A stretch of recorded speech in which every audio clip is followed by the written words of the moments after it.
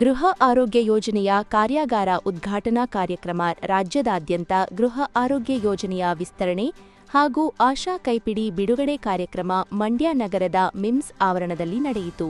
ಕಾರ್ಯಕ್ರಮವನ್ನು ಮಂಡ್ಯ ಜಿಲ್ಲಾ ಉಸ್ತುವಾರಿ ಹಾಗೂ ಕೃಷಿ ಸಚಿವರಾದ ಎನ್ ಚೆಲುವರಾಯಸ್ವಾಮಿ ಜ್ಯೋತಿ ಬೆಳಗಿಸುವ ಮೂಲಕ ಉದ್ಘಾಟಿಸಿದರು.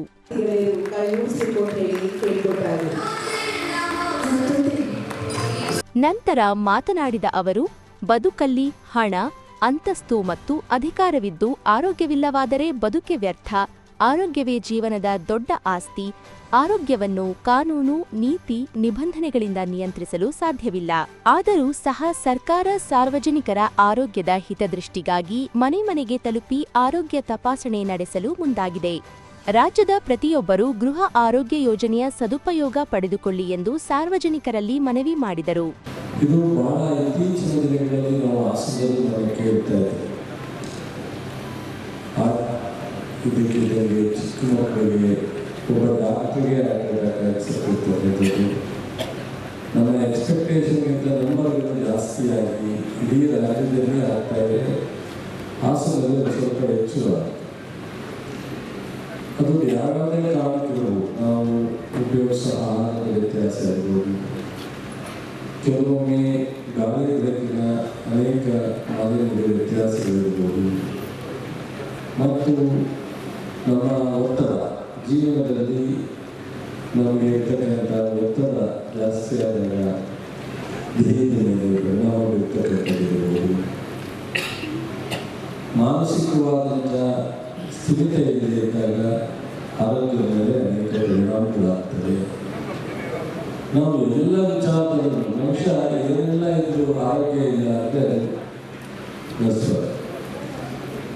ಅದು ಉಪಯೋಗ ಇದೆ ಇರ್ತಕ್ಕಂಥ. ನಿಮ್ಮ ಹತ್ರ ಅಧಿಕಾರ ಇರ್ಬೋದು, ಆಸ್ತಿ ಇರ್ಬೋದು, ಹಣ ಇರ್ಬೋದು, ಏನೇ ನಿಮಗೆ ಬೇಕಾಗ್ತಕ್ಕಂಥ ಈ ದೇಶದ ಈ ಪ್ರಪಂಚದ ಎಲ್ಲವನ್ನು ಅನುಭವಿಸ್ತಕ್ಕಂಥ ಎಲ್ಲ ಸೌಲಭ್ಯ ನಿಮ್ಮ ಹತ್ರ ಇದ್ದರೂ ಆರೋಗ್ಯವನ್ನು ಇಲ್ಲ ಅಂದರೆ ಅದೆಲ್ಲವೂ ಸಹ ನಿಮಗೆ ಉಪಯೋಗ ಮಾಡಲಿಕ್ಕೆ ಸಾಧ್ಯ.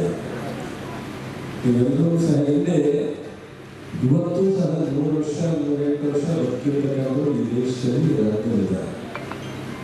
ಒಂದು ಇಂಜೆಕ್ಷನ್ ತಗೊಂಡ್ರೆ, ಒಂದು ಮಾತ್ರೆ ತಗೊಂಡ್ರೆ, ಒಂದು ಆಸ್ಪತ್ರೆಗೆ ಹೋಗಿದ್ರೆ ಇನ್ನೂ ಸಹ 100 years ಸಂಪೂರ್ಣ ಯಶಸ್ವಿಗೊಳಿಸಿರ್ತಕ್ಕಂಥವ್ರನ್ನ ನಾವು ಇವತ್ತು ನೋಡಬಹುದು.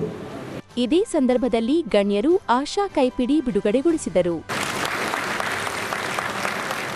ವೇದಿಕೆಯಲ್ಲಿ ಶಾಸಕರಾದ ಪಿ ರವಿಕುಮಾರ್, ಕೆಎಂ ಉದಯ್, ಜಿಲ್ಲಾಧಿಕಾರಿ ಡಾಕ್ಟರ್ ಕುಮಾರ್, ಜಿಲ್ಲಾ ಪೊಲೀಸ್ ವರಿಷ್ಠಾಧಿಕಾರಿ ಮಲ್ಲಿಕಾರ್ಜುನ ಬಾಲದಂಡಿ, ಜಿಲ್ಲಾ ಪಂಚಾಯಿತಿ ಮುಖ್ಯ ಕಾರ್ಯನಿರ್ವಹಣಾಧಿಕಾರಿ ಕೆಆರ್ ನಂದಿನಿ, ಜಿಲ್ಲಾ ಆರೋಗ್ಯ ಮತ್ತು ಕುಟುಂಬ ಕಲ್ಯಾಣಾಧಿಕಾರಿ ಡಾಕ್ಟರ್ ಕೆ ಮೋಹನ್, ಜಿಲ್ಲಾ ಸರ್ವೇಕ್ಷಣಾಧಿಕಾರಿ ಡಾಕ್ಟರ್ ಕುಮಾರ್, ಮಿಮ್ಸ್ ಬೋಧಕ ಆಸ್ಪತ್ರೆ ನಿರ್ದೇಶಕ ಡಾಕ್ಟರ್ ಪಿ ನರಸಿಂಹಸ್ವಾಮಿ ಉಪಸ್ಥಿತರಿದ್ದರು.